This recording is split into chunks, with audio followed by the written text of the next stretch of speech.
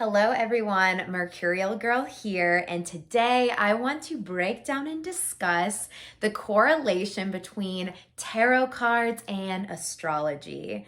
So if both of those subjects are new to you, welcome. If you know astrology but you haven't learned tarot, this can be really helpful, or vice versa. If you know tarot, kind of factoring it in and comparing it with astrology can help you learn both things a lot. So when I first was learning tarot, I found a lot of these charts to kind of be a little bit overwhelming, but I'm gonna kind of share what worked for my brain and give you some of the visuals that I created that helped me to kind of learn both together.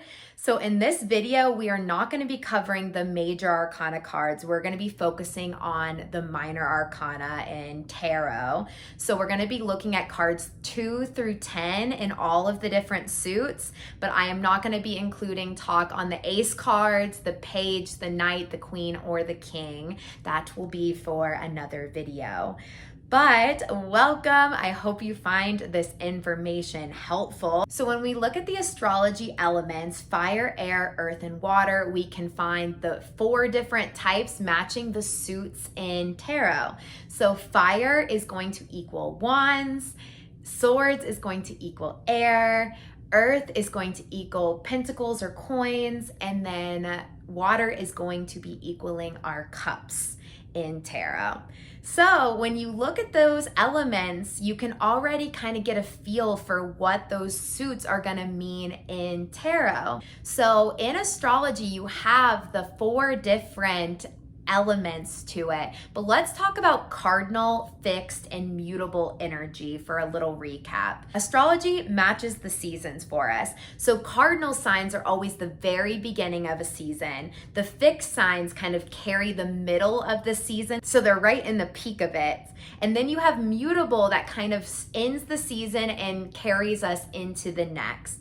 So when we're looking at springtime, we got Aries kind of starting us off, Taurus kind of riding that middle, and then Gemini that kind of blends us from spring into summer. Then you have Cancer starting off our summer, Leo kind of stabilizing the middle of it, and then you have Virgo carrying us over into the transition of fall.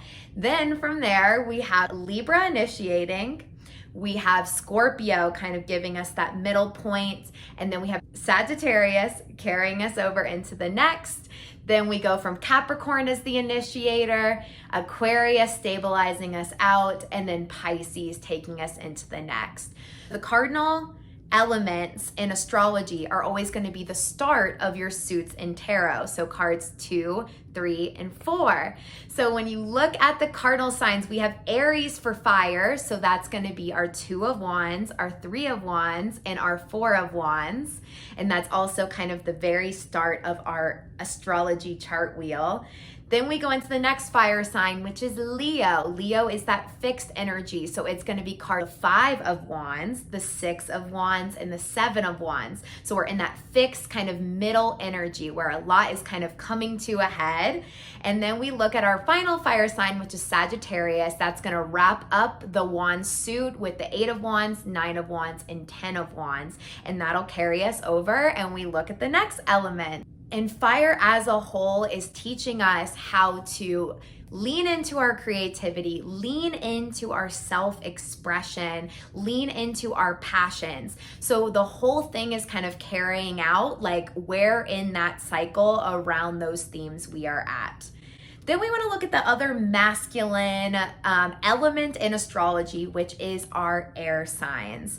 Air in astrology matches the sword suit in tarot. So let's look at our initiator of the air signs, which is going to be Libra. So Libra starts us off with that cardinal energy. So Libra is going to be the 2 of swords, the 3 of swords, and the 4 of swords.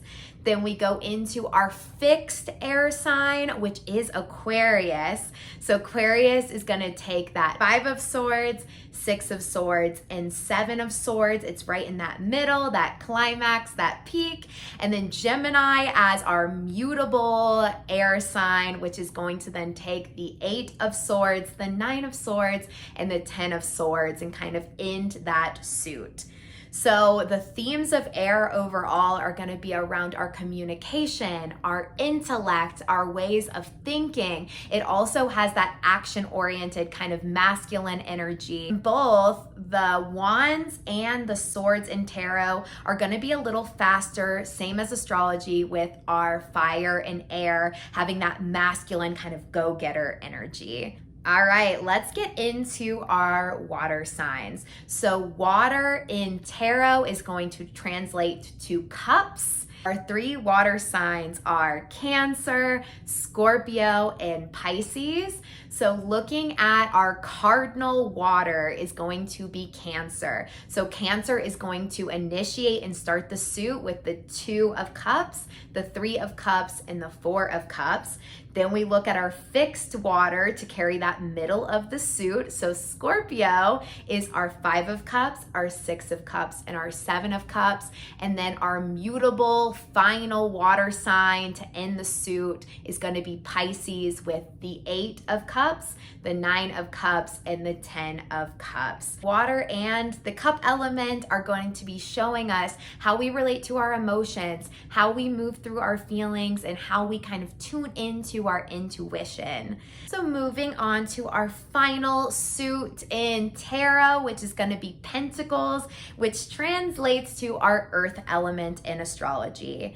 So our 3 earth signs are going to be Capricorn, Taurus, and Virgo, with Capricorn being our cardinal earth sign, so it's initiating the suit. Capricorn cards are going to be the 2 of Pentacles, the 3 of Pentacles, and the 4 of Pentacles. Then we go into our fixed, our middle earth energy, which is our stubborn Taurus, with the 5 of Pentacles, the 6 of Pentacles, and the 7 of Pentacles. And then going to our mutable earth sign, which is Virgo, which is going to end our suit with the 8 of Pentacles, the 9 of Pentacles, and the 10 of Pentacles.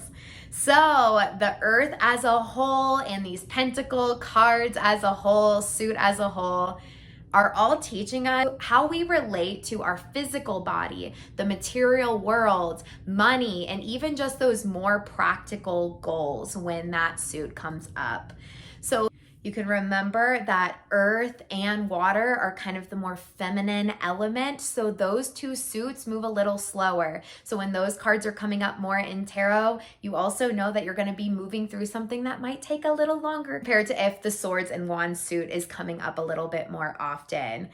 Please check out my visual reference here, and I hope you can kind of see the blends between both the astrology and the tarot world. This was obviously a short, sweet, and quick kind of introduction into those things. I am going to do a part 2 on this where I cover the major arcana cards, how they relate to astrology. I offer one-on-one readings for your birth chart. If you are ever interested, check out the link below, and I will see you for more Mercurial Girl.